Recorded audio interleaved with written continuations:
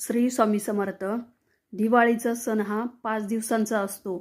तो जरी 5 दिवसांचा असला तरी त्याची सुरुवात ही वसुबारस या सणाने होत असते. म्हणजेच काय तर आई आणि लेकराचा सण म्हणजेच वसुबारस.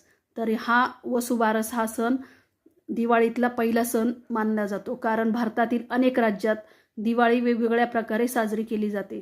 परंतु महाराष्ट्रात दिवाळीचा सण हा वसुबारस या दिवसापासूनच सुरुवात होत असतो.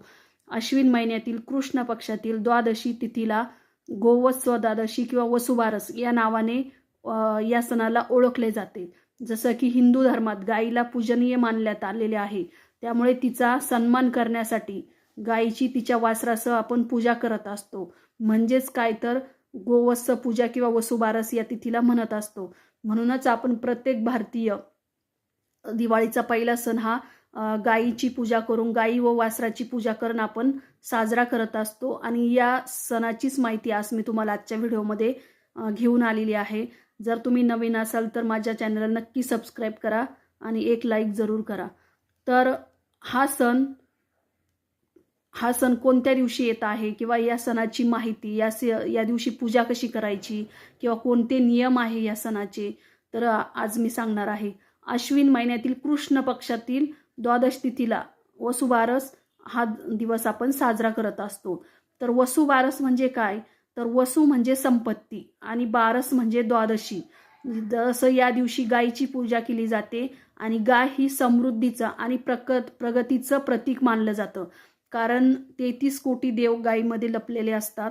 तर या 33 कोटी देव असलेल्या या गायीची आपण या दिवशी पूजा करत असतो. हिंदू धर्मामध्ये गायीला खूप अनन्यसाधारण महत्त्व आहे. कारण गायीमध्ये म्हणजे गायीची पूजा केल्यानंतर आपण सगळे आपले पाप नाहीसे होत असतात. तसेच आपल्याला चांगल्या प्रकारे लक्ष्मीची प्राप्तीही होत असते.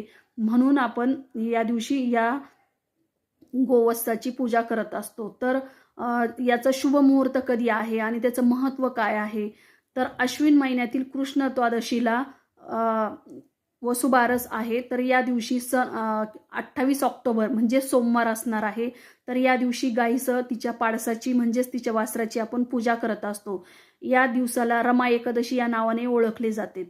तर याचा शुभ मुहूर्त काय आहे, तर द्वादशी तिथी प्रारंभ हा 28 ऑक्टोबर 2024 म्हणजे संध्याकाळी 7:53 द्वादशी तिथी समाप्त होत आहे. ती 29 ऑक्टोबर 2024 तर संध्याकाळी 5:04 म्हणजेच 29 ऑक्टोबर 2024 या दिवशी सूर्योदयापासून शेवटच्या पूजेसाठी सर्वोत्तम वेळ असेल. या दिवशी सकाळी पूजा करणे शुभ मानले जाते.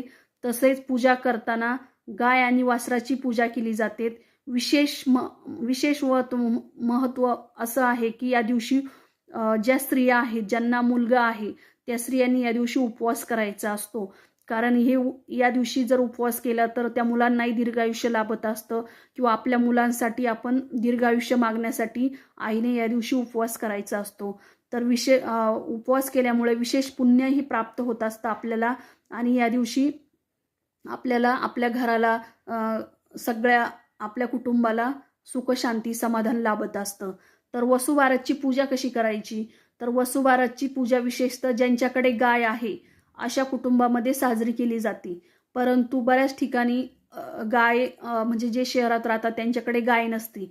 मग जिथे कुठे गाय वासरू असेल किंवा एखाद्या मंदिरात जाऊन किंवा तुमच्याकडे प्रतिमा असेल किंवा मूर्ती असेल गाय वासराची, त्याची तुम्ही पूजा केली तरी चालते. तर पूजा ही अशी आहे की या दिवशी सकाळी लवकर उठल्यानंतर घराची आपण नित्यपूजा, घराची स्वच्छता करायची आहे आणि गाय आणि तिच्या वासराला आपण आंघोळ घालायची आहे ज्यांच्याकडे असेल त्यांनी. नंतर त्यांना सजवायचं आहे, त्यांना फुलांचा हार घालून विविध रंगांनी सजवायचं आहे ज्यांच्याकडे आहे. आणि ज्यांच्याकडे नाही त्यांनी त्यांच्या मूर्तीला, फोटोला त्याची पूजा करून अशा पद्धतीने करायचं. त्यानंतर त्याची पूजा करायची आहे. पूजेच्या वेळेस ज्या स्त्रिया लेडीज असतात त्या शक्यतो उपवास करत असतात आणि गायीला प्रदक्षिणा घालतात. तसेच कुटुंबातील सुख समृद्धी आणि मुलांच्या दीर्घायुष्यासाठी प्रार्थना करत असतात. तर या दिवशी अशा पद्धतीने आपण प्रार्थना करायची आहे की आपल्या मुलांच्या दीर्घायुष्यासाठी आपण प्रार्थना करायची आहे. आणि हा दिवस आपण पहिला दिवस असल्यामुळे गोडाधोडाचं नैवेद्य हा आपण देवीला किंवा म्हणजेच गाईला खायला द्यायचा आहे. तसेच वासरालाही त्यांना जे आवडतं, जसं की ज्वारी असेल, गहू असेल किंवा पोळी असेल, चपाती असेल, याचा नैवेद्य करून आपण देवीला गाईला खायला द्यायचं आहे. तर या दिवशी वसुबारसचे काही नियम आहे.